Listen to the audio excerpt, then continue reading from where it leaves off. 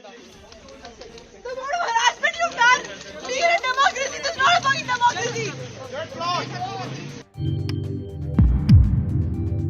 अस्सलामुअलैकुम आदाब दोस्तों, मैं हूं शम्स सईद और आप देख रहे हैं हर खबर आप तक। दरअसल आपको बता दें कि जो ख़बर आज आपसे साझा करने वाले हैं वो एक ऐसी लड़की से जुड़ी है जिस पर गुस्ताख़ नबी होने का आरोप है और जिन्होंने ऑपरेशन सिंदूर के बाद पाकिस्तान को गलियाते गलियाते उनकी ज़बान इस हद तक पहुंच गई कि उन्होंने नबी सल्लल्लाहु अलैहि वसल्लम की शान में गुस्ताखी कर दी। अभी आपको बता दें कि उनको जो है कोलकाता पुलिस ने गुरुग्राम से यानी गुड़गांव से गिरफ़्तार किया है और जब से उनकी गिरफ़्तारी हुई है लगातार सोशल मीडिया पर दो तरफा सवाल उठने लगे हैं। एक तरफ कुछ लोग हैं जो फ्रीडम ऑफ स्पीच के नाम पर उनको सपोर्ट कर रहे हैं कि उन्होंने जो बोला वो गलत था, लेकिन जो उनके उसके बाद उन्होंने माफ़ी मांग ली थी और उसके बाद उनकी गिरफ़्तारी नहीं बनती थी। दूसरी तरफ वो लोग हैं जो लगातार उनकी गिरफ़्तारी की मांग कर रहे थे और उनका साफ तौर पर कहना है कि किसी भी धर्म की भावना की किसी की भी भावना आहत करने की इजाज़त नहीं दी जानी चाहिए।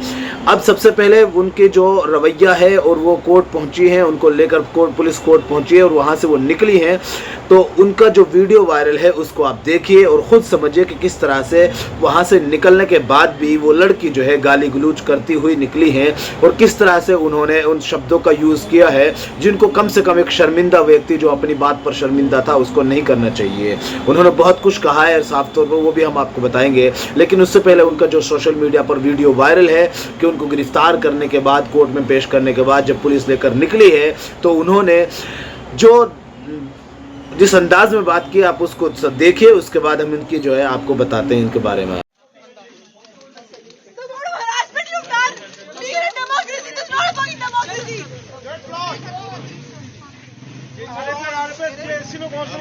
अपने बोलने वो डेमोक्रेसी है, ऑर्डर डेमोक्रेसी नहीं है।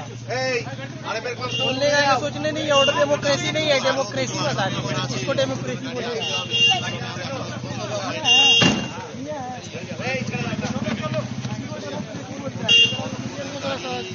समझ नहीं आया।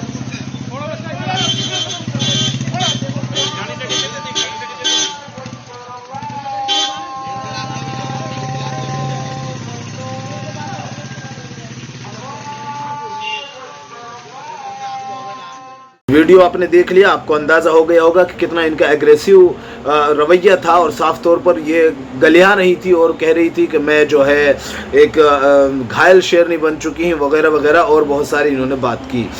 ये सब बहुत सारे लोग इसको लिख रहे हैं कि इन्होंने कहा कि मुझे प्रताड़ित किया जा रहा है। ये बहुत गाली के साथ कहा कि ये लोकतंत्र है, this is not a fuck democracy, यानी ये एक शब्द है जिसको गाली के लिए इसका इस्तेमाल किया जाता है और उस पर ये कहा है साफ तौर पर और लिखा है इन्होंने कि भाई कोर्ट में जाते हुए उसने मास्क पहना था और कोर्ट के बाहर आते हुए उसने मास्क हटा दिया और दहाड़ते हुए उसने कहा कि उसके अंदर से डर निकल गया है, वो घायल शेरनी बन चुकी है। अब इसका वीडियो आपने देख लिया, वो आपको समझ में आ गया। अब इसके ताल्लुक से जो बात हो रही है, जो निकलकर सामने आ रही है कि किस तरह से साफ तौर पर उनको जो है ममता बनर्जी पर दोहरा रवैया अपनाने की बात की जा रही है।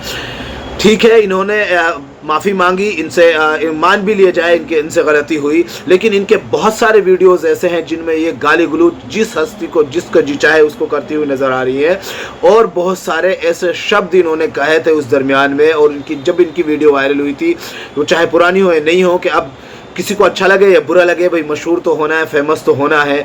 और साफ तौर पर ये है कि इन्होंने इतनी सारी इनकी अक्सर वीडियोस में गाली गलौज आपको देखने को मिल जाएंगी। इनका नाम है जनाब, ये मैं आपको बता देता हूँ, आप इनकी आईडी को भी देखेंगे तो आपको शायद अगर इनकी आईडी एक्टिव होगी तो आपको मिल जाएंगी कि अक्सर वीडियो में इन्होंने खान्स के ऊपर भी गाली गलौज भरा वीडियो बनाया था। शर्मिष्ठा पानोली इनका नाम है। अब इस पर जो है ताल्लुक से इसके लिखा है उन्होंने, मैं वो वीडियो आपको नहीं दिखा सकता वरना उस वीडियो को भी आप देखेंगे कि उसमें कितनी गाली गलौज इन्होंने लिखी है।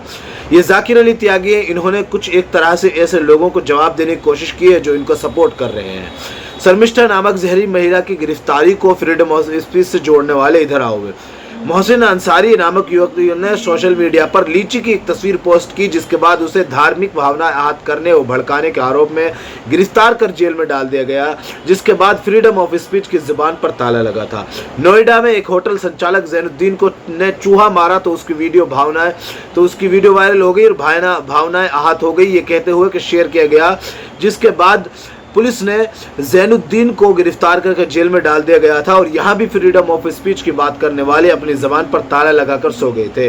अमरोहा में महक चिकन रेस्टोरेंट वाले तालिब ने हुसैन चिकन फ्राई बेचने के लिए अखबार को रद्दी के रूप में इस्तेमाल करते थे और चिकन फ्राई अखबार में लपेट कर देते थे। एक दिन अखबार में देवी देवताओं की मूर्तियां छपी हुई थी, जिसके बाद उन्होंने महज देवी देवताओं की तस्वीर छपे अखबार में चिकन लपेटकर बेचने के मामले में धार्मिक भावनाएं आहत करने के आरोप में गिरफ्तार कर जेल में भेज दिया गया। फ्रीडम ऑफ स्पीच की बात करने वाले हमेशा की तरह इस मामले में भी जुबान पर ताला लगाकर कंबल तानकर सो गए थे और इन्होंने आगे इन पर तनकीद की है और साफ तौर पर यह कहा है कि बहुत सारे मामले ज़बानी और तारीख याद हैं, लेकिन लिखने बैठूं तो महीना गुजर जाएगा, लेकिन इन 3 मामलों से ही पूछ लेता हूं कि अगर आप जानबूझकर अपराध करके माफी मांगने के आरोप से मुक्ति मिल जाना चाहिए तो कितने लोग थे जिन्होंने इन 3 मुस्लिमों की मांग की करी के माफी मांगकर छोड़ दिया जाए। ये इन्होंने साफ तौर पर ये कहा है। Leaders and hate speech count, Yogi Adityanath की जो है लीडर्स 86 हेट स्पीच के इन्होंने लिखा है कि एक तरह से सर्वे किया है। Leaders and hate speech count, Yogi Adityanath की 86 स्पीच है, हेट स्पीच में इन्होंने गिनी है, दूसरे हिसाब हैं। मोदी जी की 63 हैं, अमित शाह जी की 58 है, हेमंत बिश्व शर्मा की 36 हैं, टी राजा सिंह की 32 हैं। इंडिया वॉच ने इसको काउंट किया है और इस पर पोस्ट किया है। अब सवाल यह बनता है कि अगर एक तरफ से हेट स्पीचेस फ्रीडम स्पीच है तो दूसरी तरफ अगर कोई इस तरह की टिप्पणी कर देता है तो उसके लिए उसको गिरफ्तार करके जेल में डाल दिया जाता है। और ये तमाम तर मामले आपको बीजेपी शासित राज्यों में मिलते हैं। ठीक है, अगर किसी ने उस पर सवाल उठाया तो उसकी भी वो इजहार राय की आज़ादी है, लेकिन किसी की नबी की शान में गुस्ताखी कर कर और लगातार इस तरह की फेमस होने के चक्कर में इस तरह की वीडियो बनाना ये भी उचित नहीं है। बाकी इस मामले में जो आगे कार्रवाई होगी वो हम आप तक पहुँचाएंगे। अभी तक इनको गिरफ्तार कर लिया और इनको कोर्ट में पेश किया गया था, जिसके बाद इनकी ये वीडियो थी जो हमने आपको पेश की। इस खबर में इतना ही। आगे फिर मुलाकात होगी आपसे किसी ऐसी खबर के साथ। तब तक के लिए जय हिंद, धन्यवाद दोस्तों।